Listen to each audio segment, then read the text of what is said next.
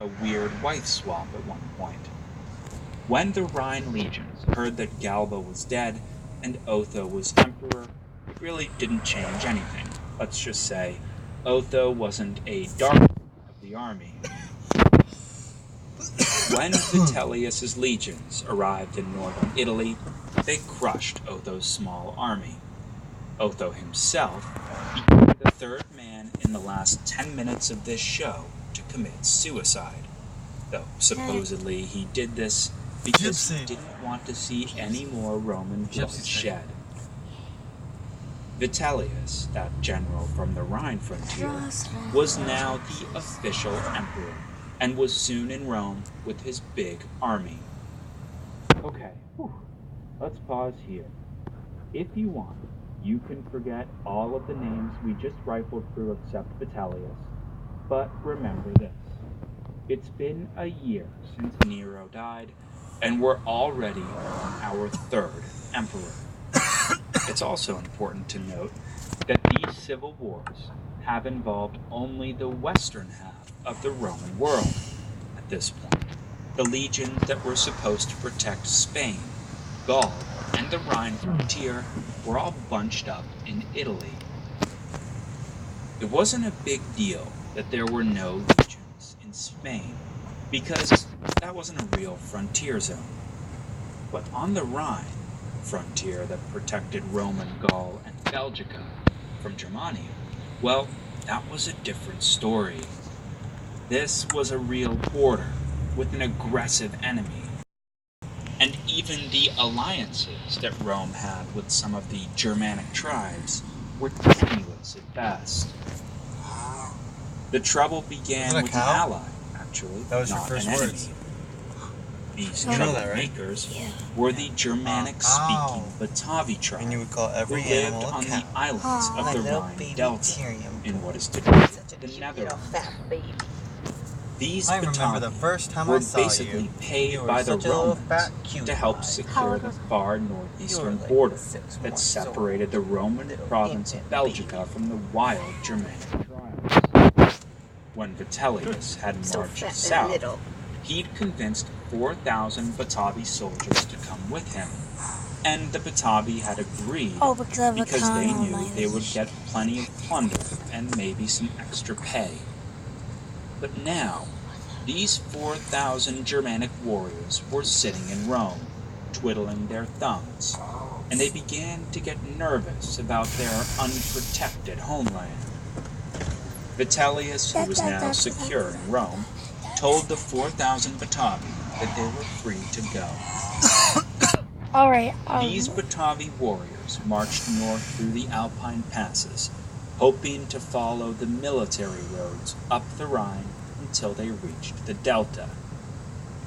When they were just north of Lake Geneva, these Batavi soldiers received an urgent message from Vitellius, ordering that they turn around immediately and march back to Italy.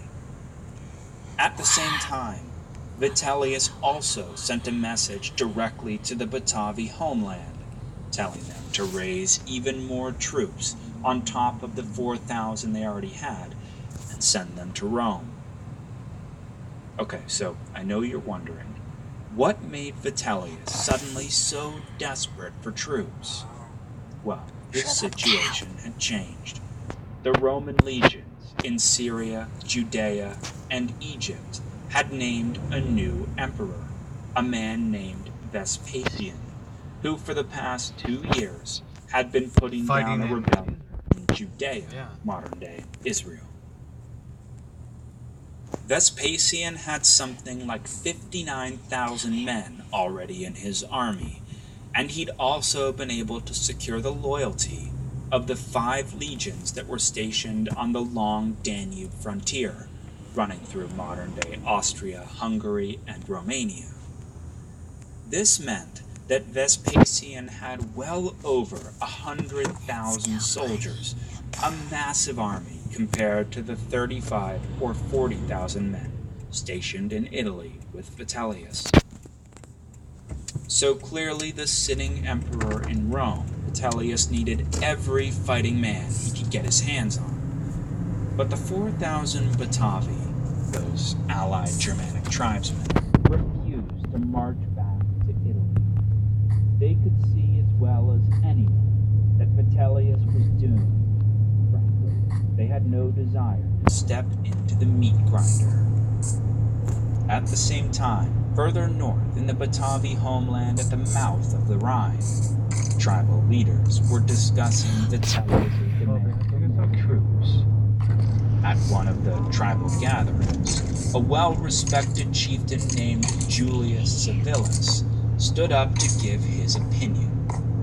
Civilis was highly respected. He was both a tribal chief and a Roman citizen who had a long career in the Roman army. According to our favorite source, Tacitus, this is what Civilis said to the people. We are no longer regarded as allies by the Romans, but as slaves. End quote. Well, that was easy. Civilis had made a strong emotional case for rebellion. But now the Batavi chieftain had to make a logical case, which he did flawlessly. Vespasian, the attacker from the east, was clearly stronger than Vitellius, the defender of Italy, and it was almost certain that Vespasian would win the big civil war. The Batavi rebellion could therefore have two possible outcomes. First, the rebellion could actually work, and the Batavi people could create a little state with whoever decided to join them from Gaul and Belgica. This idea reflected the widespread thinking that these civil wars, these big battles, were actually the last gasp of the Roman Empire. Not unlike the ancient Assyrian Empire, it was believed that civil war would weaken Rome, and that its external enemies and internal minorities would carve the empire into little parts. Second, if the rebellion didn't work out, or if the Roman Empire continued as it had for the last century, then the Batavi could just say that they'd been helping Vespasian all along by attacking the forts on the Rhine that were still all loyal to Vitellius. The Batavi were convinced, and they elected Civilis as the leader of the war effort. The Batavi were just the first domino. Others nearby heard about their rebellion, and soon multiple groups were openly against Roman rule. Civilis and the Batavi quickly lost command of the rebellion. There were now multiple leaders running around, all of them with different objectives. So, the area northeast of modern-day Paris, southwest of the Rhine Delta, was thrown into complete chaos. In Cologne, which was the most important city in Roman Belgica, a few aristocratic Belgae leaders overthrew the old Roman magistrates. This cabal of generals and politicians declared independence and called their new state the Gallic Empire. Another group, the Belgae Treveri tribe, quickly swore allegiance to this new Gallic Empire, but operated not out of Cologne, but out of their own tribal capital, their ancient tribal capital, the growing city of Trier. These Treveri defeated a small cohort of the Roman army and drove these Romans all the way back to their fort on the Rhine. The rebellion leader yelled over the walls that he would release the siege as soon as the trapped soldiers abandoned the Roman Empire and declared officially for the Gallic one. The Batavi, even if they didn't have command of the overall rebellion, were still by far the best prepared for war because they had a good commander in Civilis and they had the best trained army. They were able to get control of those 4,000 veterans we talked about earlier who were on their way back from Italy. With this significant force, Civilis was able to drive another small Roman force back to the fort of Vetera, and the Batavi laid siege to this important fort. Now, Vetera was almost like a castle with these high walls and towers, so it was going to be quite a process to take down this fort. To prove that the siege was no laughing matter, the Batavi commander Civilis dyed his hair red and told everyone he'd keep it that way until Vetera was nothing more than a pile of smoking rubble. From east of the frontier, new and unpredictable players entered the scene. The Germanic tribes were crossing the Rhine at an alarming rate, hoping to carve out chunks of old Roman land. The rebellion leaders in Trier and Cologne might have been more afraid of these Germani than they were of these small Roman garrisons, but these leaders in Trier and Cologne clearly came to some kind of under-the-table deal with the leaders of the invading tribes. In fact, we get a few hints from our source Tacitus that all of the main players we've met so far, the leaders of the so-called Gallic Empire, the chieftains of the Triberi, Civilis, and the other leaders of the Batavi, and of course the Germanic chieftains from the east. All of these supposedly military men were becoming subordinate to all the unlikely people What is it in the world. from? A woman, a priestess, who'd made one of her the little home pre-made songs in the on it? highest tower of Cologne. This priestess was named Valletta, and she'd quickly become really the only unifying force in this whole confused rebellion. Valletta was from an ancient tribe from east of the Rhine called the Bructeri, which had a long history of fighting the Romans.